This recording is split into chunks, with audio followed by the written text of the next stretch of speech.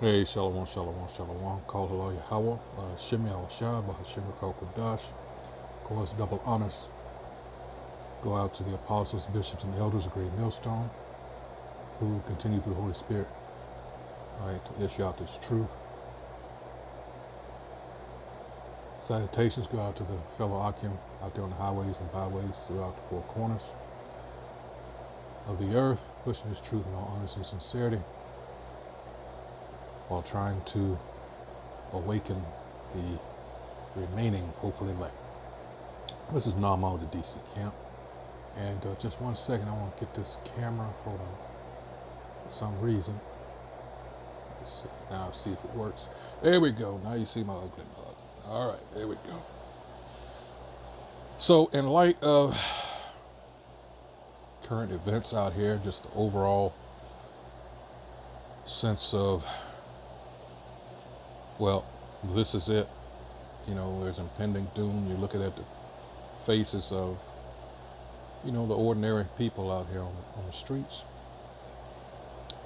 And none more so than these Edomites, these so-called white people. All right, you see it in their faces, that look of uncertainty of the future. Whereas just not that long ago, they were walking on with the chest all puffed out. Of course, their nose up in the air, looking down at our people, as they've always had, because they were raised that way.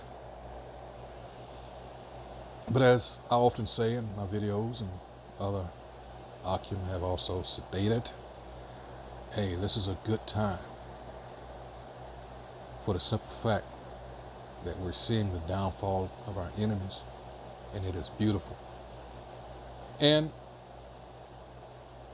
going along with that train of thought, here's an article. I'm going to be going back and forth between three, as a matter of fact, including this one. And we know they got this thing they want to call critical race theory. It's theory to them. These were our lives, our parents' lives, our grandparents, and, you know, those before them who grew up under this system, this oppressive, racist, and there are a few other choice words to describe it, place called America. And indeed it has been bitter, as Amara in the Hebrew means. All right, so the question is posed: was the Jim Crow era really that bad? Wow. Okay, so you're saying that the people that lived through this were just, I don't know, made this up? See, this is what they like to do. They like to cast not only doubt, but they belittle the things that our ancestors went through. Hey, some of the people, hey, we still go through shit daily now. But, and then they big up that bullshit Holocaust thing, and we know that was some bullshit, all right? And the funny thing about that, and I've said it in several of my videos, that is only there, all right, to draw attention from our people, because the scriptures and prophecy identify us as the Israelites. But with that so-called Holocaust, and not only that, they make it illegal in some countries to deny that it happened. What the fuck is that all about? The truth would need no defense, but a lie would, as far as bringing up the laws. If I don't believe something happened, I don't believe that it happened. In this case, we got the facts to back it up. So with that, they throw in, well, you can be fined and go to jail or both. And see, this is the thing when you understand about what these devils did in the media. That's powerful. They can make a guilty man innocent and an innocent man guilty.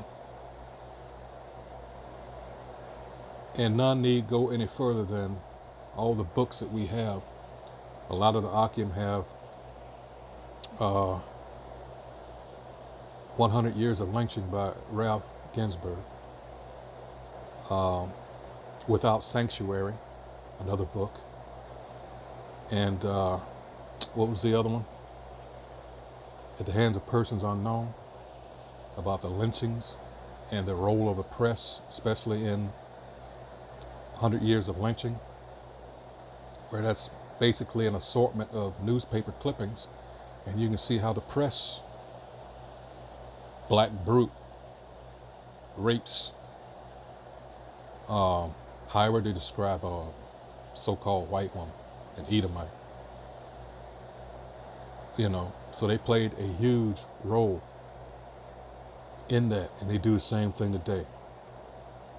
Our children getting locked up at an early age. All right, but anyway, this is by Charles Grimes, and he says, was the Jim Crow era really that bad? Again, this is going into prophecy. This is Daniel 9 and 12. Lets you know that our people will be treated unlike any other. The curses in Deuteronomy 28th chapter and Jeremiah 15 and 5. No one would give a fuck. All right. So I'm going to read this and I'm going to get those scriptures I just made reference to. It says not only, he says old enough to have studied civics in high school. Okay, blah, blah, blah, blah, blah. He says not only bad, to answer that question, was the Jim Crow era really that bad? Not only bad, but worse than you can imagine. And he goes on to say, I grew up in Mississippi, one of the most Jim Crow states then and now. We just pretend it's no longer around, and that's the thing there. They pretend. These devils are all about pretending. They are great actors. After all, they are hypocrites. That's one of the definitions of hypocrite. It gives you an actor. Sears had a big store downtown before malls existed. There were 3 bathrooms. One said men, another said women, and the third said colored. Ironic considering the right-wing rants about who can use a public bathroom these days. See, once again, we can't tell our story without bringing in or making reference to that LGBT shit, which he just did. He says, add 2 water fountains, says white and colored. Sears was not unique, other than blacks could actually shop there. Well, a few could. Blacks could work behind the counter at Woolworths and Brent's Drugs. Yes, it was in The Help, which is a movie, and it is a real drugstore still in business located in Fronton Plaza in Jackson. But we're not allowed to actually sit at the lunch counter. When I was really young, like elementary school age, the city had parks with swimming pools. The park near my home had a really nice, for the late 50s, large swimming pool with lifeguards and a small wading pool in the park itself, a few feet from the standard playground equipment of the era. Then it seemed that the park and pools owned by the city had to admit coloreds. Oh my God, couldn't have that. One late spring day, my grandmother took me to the park, and we discovered that the wading pool had an inch or so of dirty water, along with leaves and trash that had been tossed or blown in. It had always been clean and crystal clear. Turns out, the city decided to close all the city pools rather than allow blacks and whites to swim together.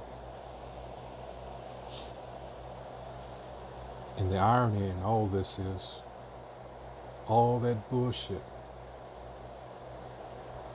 of course, that, with the Reverend MLK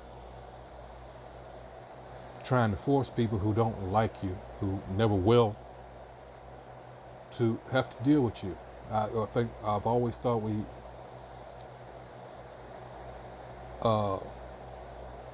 misplaced our energies, more or less, because that would be the beginning.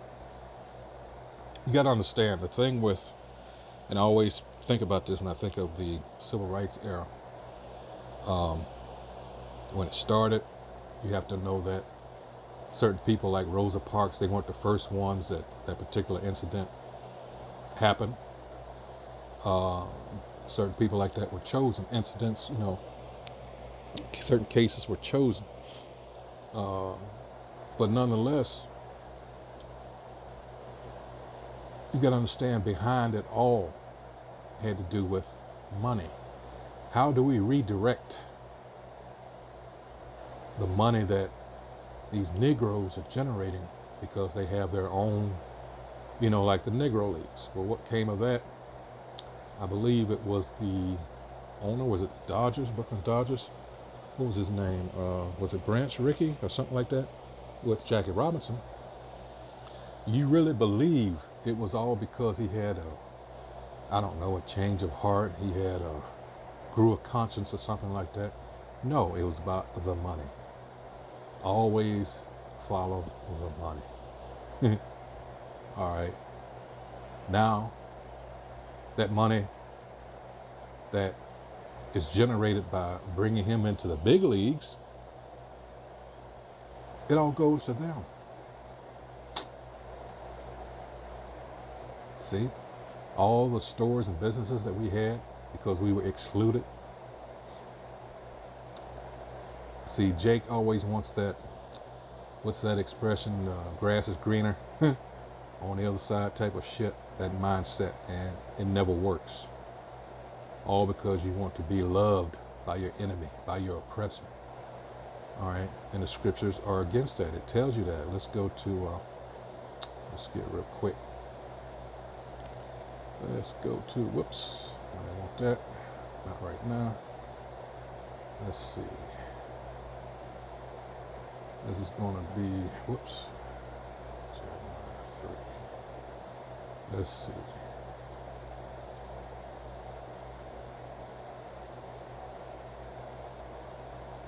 Wait a minute.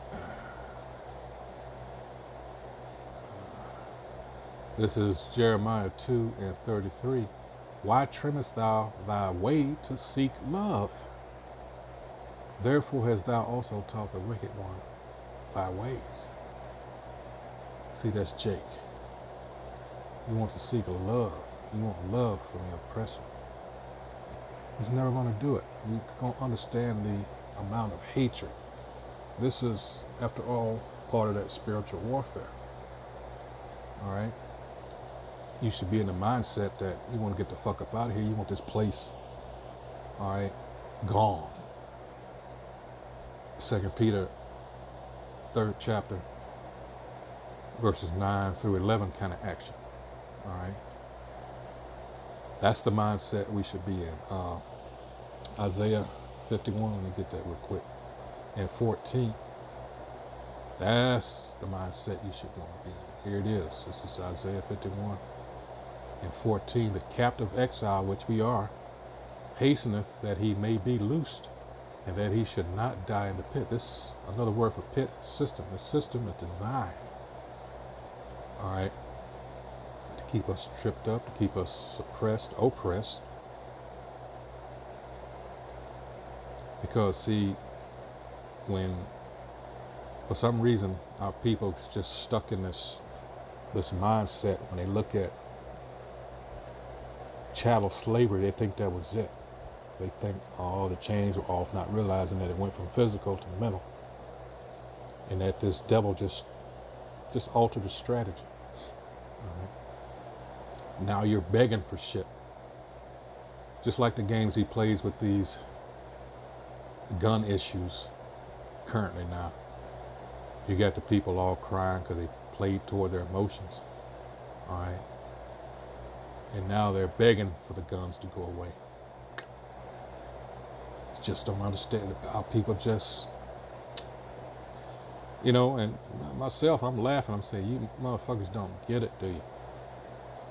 All right, but let's go back to this article real quick, and I'm going to go to the other one. In fact, let's do that now. Jim Crow, huh? So this is hate in America, the many faces of white supremacy.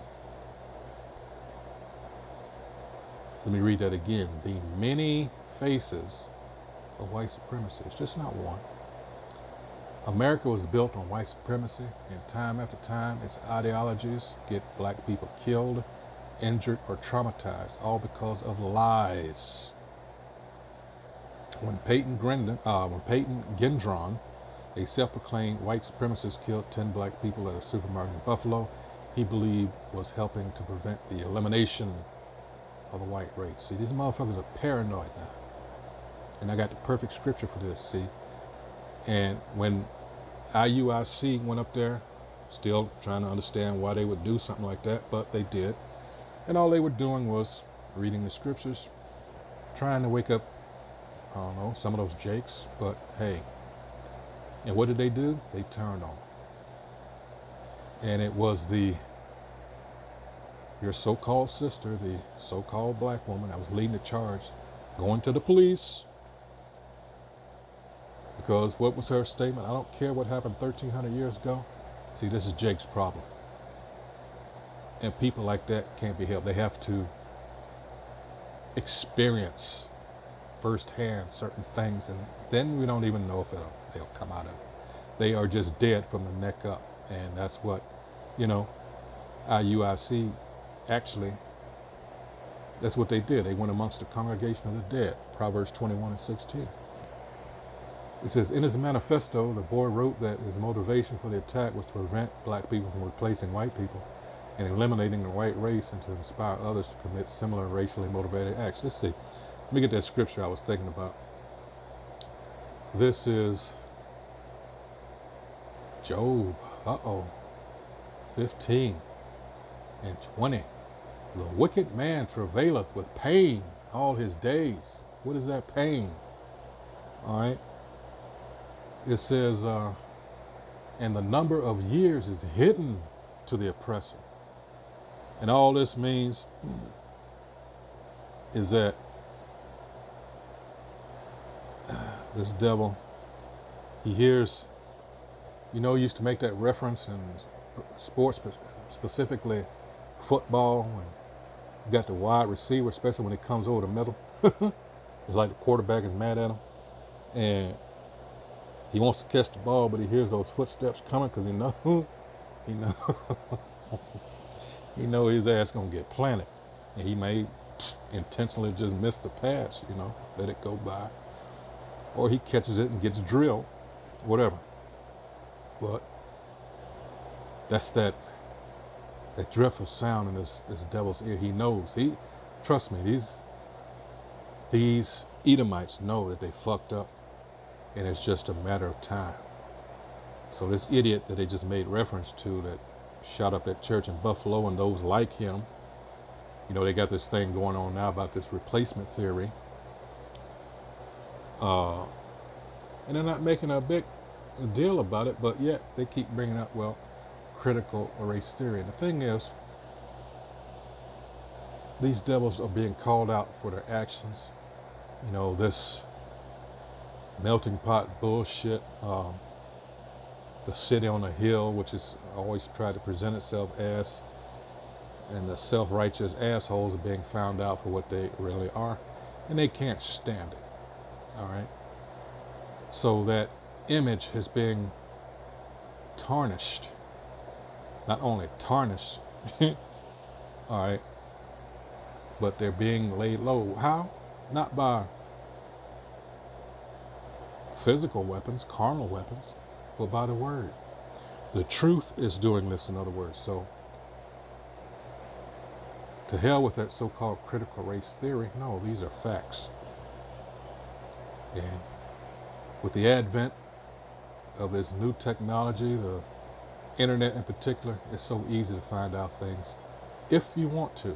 I have to say it like that because to this day, you may or may not be surprised how many people are still just ignorant, and willfully so at that. Anyway, so what we have here, the conscience, all right, is eating these motherfuckers alive, to the point where they ran a teacher. She moved from Maryland. I'm in DC. She moved from near here.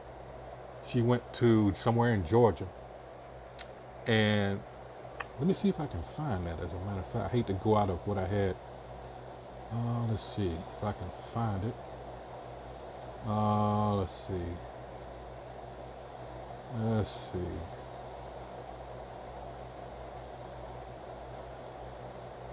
Let's see.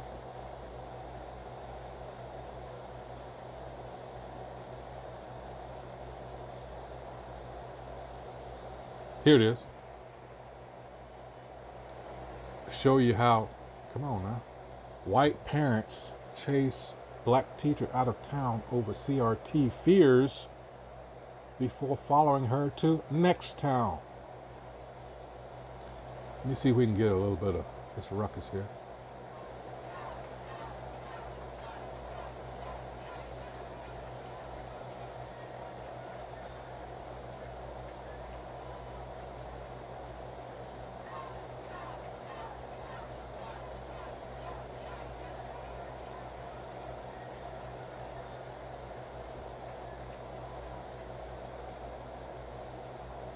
All because, here's the rundown. It says a distinguished black educational leader was hounded out of 2 different Georgia school districts within months of her hiring as conservative groups and angry white parents protested what they falsely believed was the introduction of critical race theory into their schools.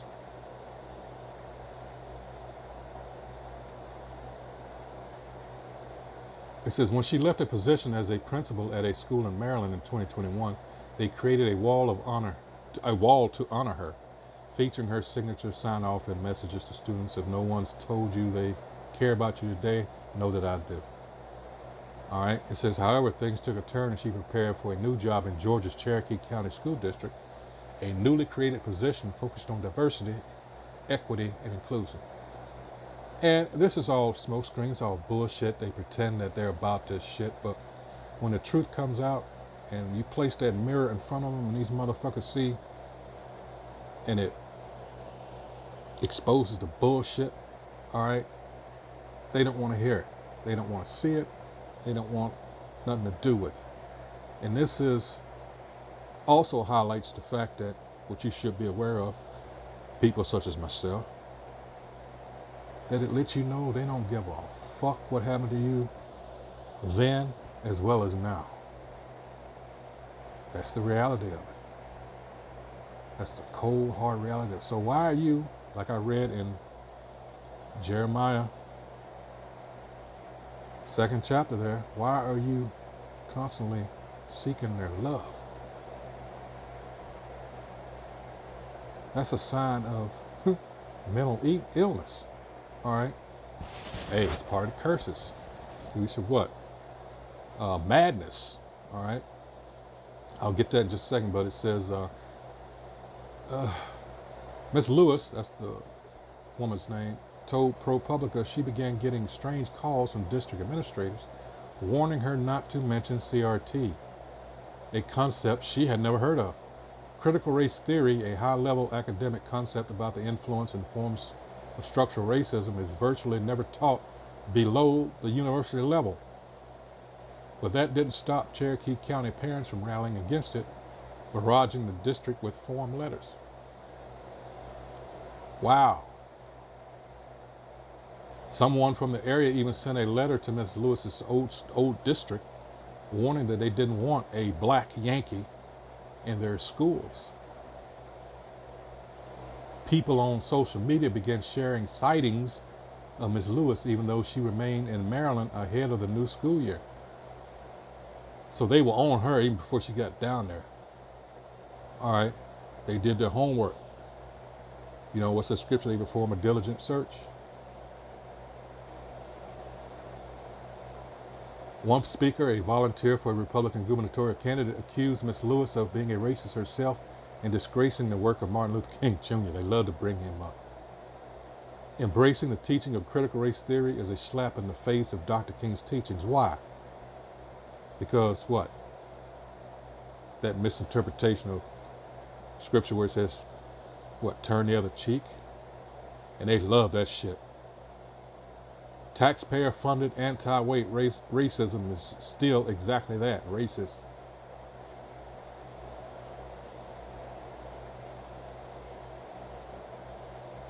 So you see, just as an example, all right,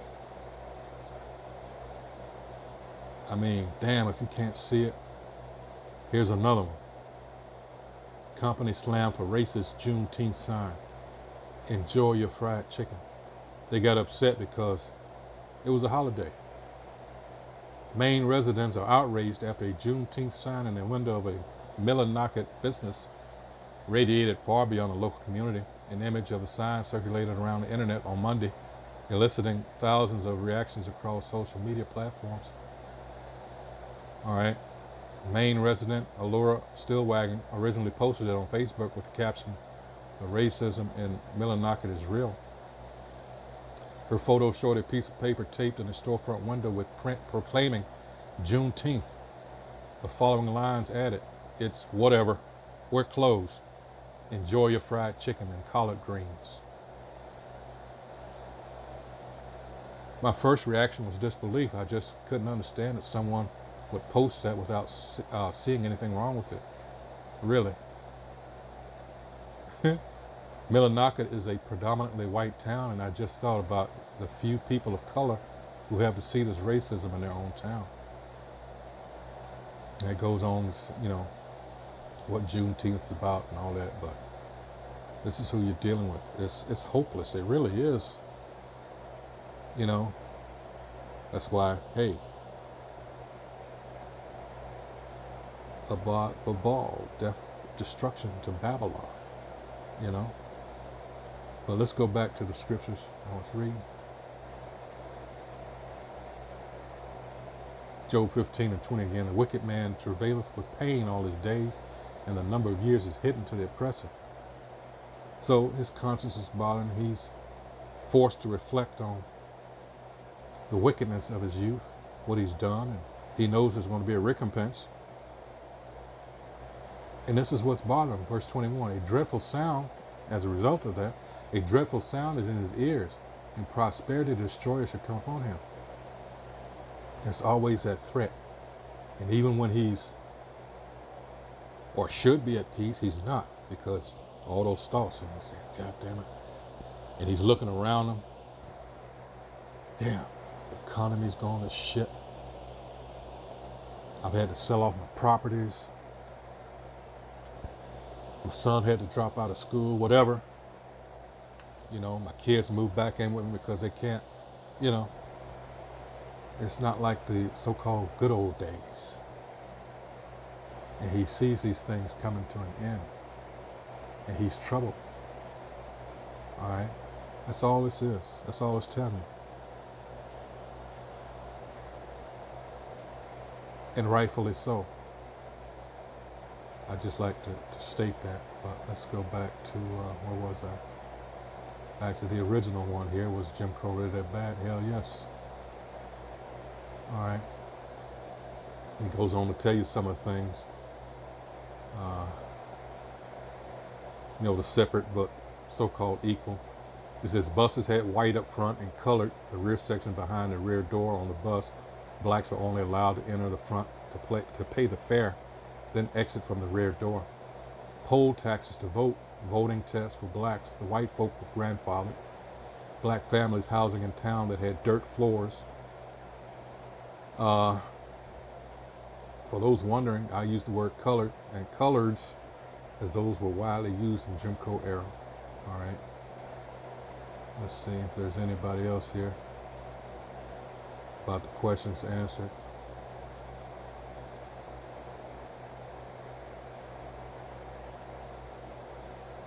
Let's see.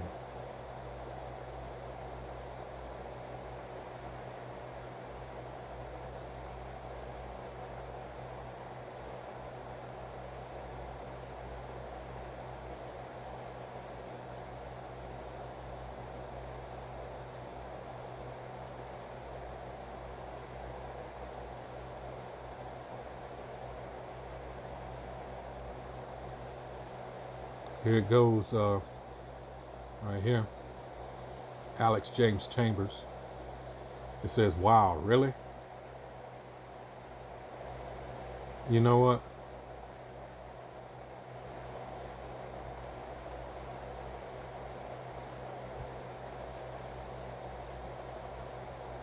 I just saw who wrote that.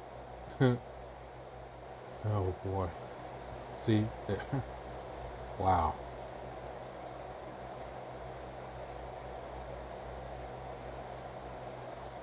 Emery Lyric.